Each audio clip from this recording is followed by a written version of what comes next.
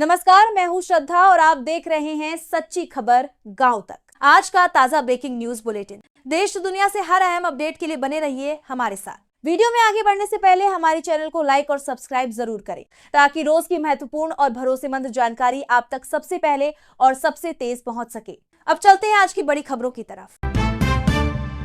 अब बात भारत की विदेश नीति और अंतर्राष्ट्रीय संबंधों से जुड़ी एक महत्वपूर्ण खबर की। प्रधानमंत्री नरेंद्र मोदी ने नई दिल्ली स्थित हैदराबाद हाउस में वेनेजुएला की कार्यवाहक राष्ट्रपति डेल्सी रोड्रिगेज से मुलाकात की। इस दौरान दोनों नेताओं के बीच द्विपक्षीय संबंधों को और मजबूत बनाने को लेकर व्यापक चर्चा हुई। बातचीत में ऊर्जा सुरक्षा, व्यापार, निवेश, स्वास्थ्य सेवा, दवा उद्योग, परिवहन और नवीकरणीय ऊर्जा जैसे कई महत्वपूर्ण क्षेत्रों पर विशेष जोर दिया गया। विदेश मंत्रालय के अनुसार दोनों पक्षों ने सहयोग के नए अवसरों की तलाश की और आपसी हितों से जुड़े वैश्विक एवं क्षेत्रीय मुद्दों पर भी विचारों का आदान प्रदान किया।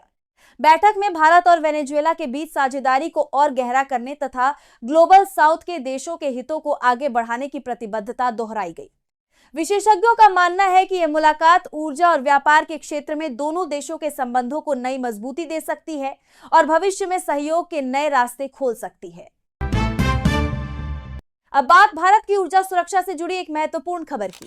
भारत दुनिया के सबसे बड़े ऊर्जा उपभोक्ता देशों में से एक है और पेट्रोल, डीजल की जरूरतों को पूरा करने के लिए काफी हद तक आयातित तेल पर निर्भर है।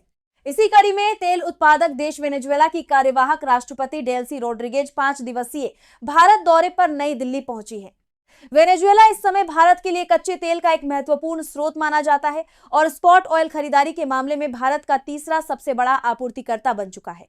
इस दौरे के दौरान ऊर्जा सुरक्षा, तेल व्यापार, निवेश और द्विपक्षीय आर्थिक सहयोग जैसे कई अहम मुद्दों पर चर्चा होने की उम्मीद है।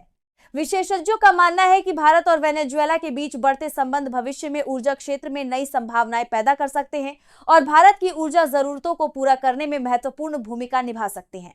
अब दोनों देशों के बीच होने वाली बैठकों और समझौतों पर सबकी नजर बनी हुई है।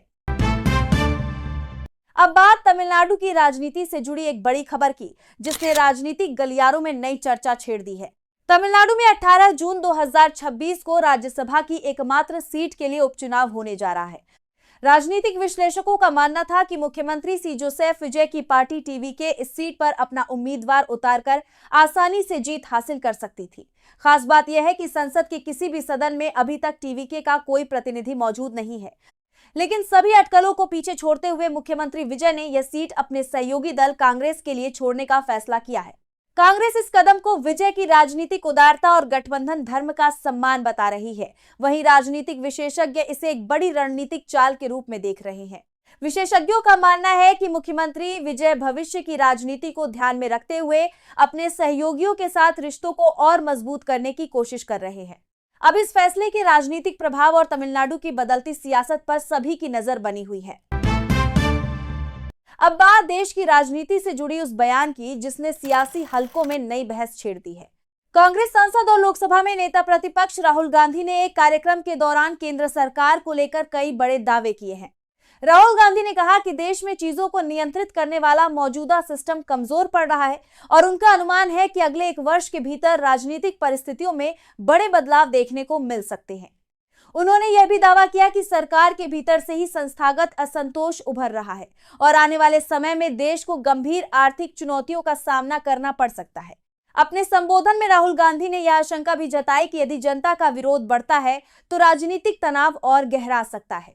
हालांकि उनके इन बयानों पर सत्तारूढ़ दल की ओर से कड़ी प्रतिक्रिया आने की संभावना है और राजनीतिक विश्लेषक इसे आगामी चुनावी रणनीतियों तथा राजनीतिक बयानबाजी के संदर्भ में देख रहे हैं।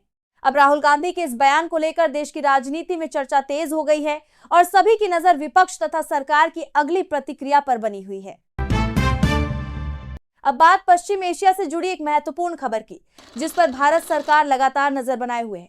पश्चिम एशिया में बढ़ते तनाव के बीच भारत सरकार ने स्पष्ट किया है कि वहां रह रहे भारतीय नागरिकों की सुरक्षा उसकी सर्वोच्च प्राथमिकता है। विदेश मंत्रालय ने कहा है कि खाड़ी और पश्चिम एशिया क्षेत्र के हालात पर 24 घंटे निगरानी रखी जा रही है और भारतीय समुदाय की सुरक्षा तथा कल्याण सुनिश्चित करने के लिए सभी आवश्यक कदम उठाए जा रहे हैं। इसी बीच विदेश मंत्रालय ने कुवैत एयरपोर्ट पर हुए ड्रोन हमले में एक भारतीय नागरिक की मौत पर गहरा दुख व्यक्त किया है। सरकार ने पीड़ित परिवार के प्रति संवेदना जताते हुए हर संभव सहायता का भरोसा दिलाया है। विदेश मंत्रालय का कहना है कि क्षेत्र में मौजूद भारतीय दूतावास स्थानीय प्रशासन के संपर्क में है और जरूरत पड़ने पर भारतीय नागरिकों की मदद के लिए पूरी तरह तैयार है। अब सभी की नजर पश्चिम एशिया के हालात और वहां रह रहे भारतीयों की सुरक्षा व्यवस्था पर बनी हुई है। अब बात भारत की रक्षा शक्ति से जुड़ी एक बड़ी खबर की, जो देश की सैन्य क्षमता को और मजबूत करने वाली मानी जा रही है। भारत लगातार अपनी हवाई सुरक्षा और लंबी दूरी तक सटीक हमला करने की क्षमता को बढ़ाने में जुटा हुआ है। रक्षा सूत्रों के अनुसार स्वदेशी अस्त्र एमके एक एयर टू एयर मिसाइल की मारक क्षमता को 110 किलोमीटर से बढ़ाकर लगभग 160 किलोमीटर तक करने की तैयारी चल रही है। इससे भारतीय वायुसेना को दुश्मन के विमानों को और अधिक दूरी से निशाना बनाने की क्षमता मिलेगी। वहीं दूसरी ओर भारत को रूस निर्मित अत्याधुनिक S-400 सुदर्शन चक्र एयर डिफेंस सिस्टम की चौथी रेजिमेंट भी प्राप्त हो गई है।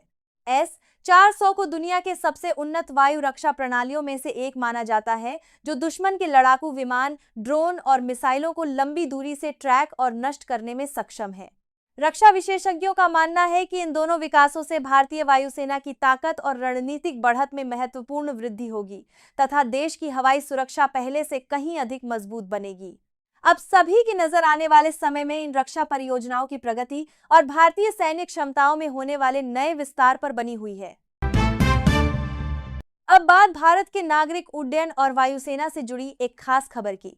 भारतीय वायुसेना का अत्याधुनिक सुखोई Su-30 MKI लड़ाकू विमान गुरुवार को पहली बार नवी मुंबई अंतर्राष्ट्रीय हवाई अड्डे पर सफलतापूर्वक लैंड हुआ। इसे एयरपोर्ट के इतिहास में एक महत्वपूर्ण मील का पत्थर माना जा रहा है, क्योंकि यह पहली बार है जब किसी फ्रंटलाइन फाइटर जेट ने इस नए हवाई अड्डे पर उतरकर अपनी क्षमता का प्रदर्शन किया है। विशेषज्ञों का मानना है कि यह केवल एक नियमित लैंडिंग नहीं, बल्कि देश के तेजी से विकसित हो रहे नागरिक उड्डयन बुनियादी ढांचे और भारतीय वायुसेना की बढ़ती परिचालन पहुंच का भी प्रतीक है।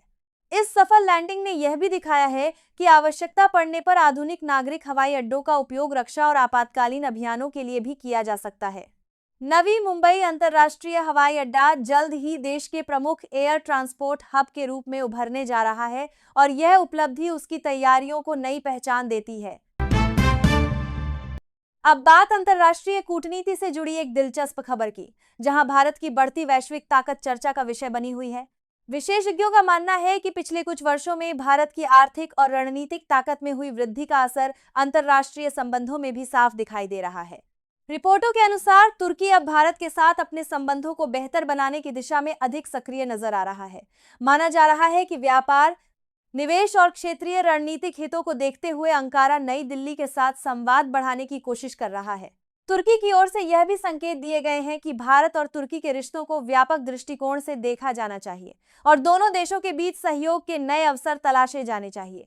विदेश नीति विशेषज्ञों का कहना है कि भारत आज दुनिया की प्रमुख अर्थव्यवस्थाओं और रणनीतिक शक्तियों में शामिल है, इसीलिए कई देश उसके साथ मजबूत साझेदारी बनाए रखने को प्राथमिकता दे रहे हैं।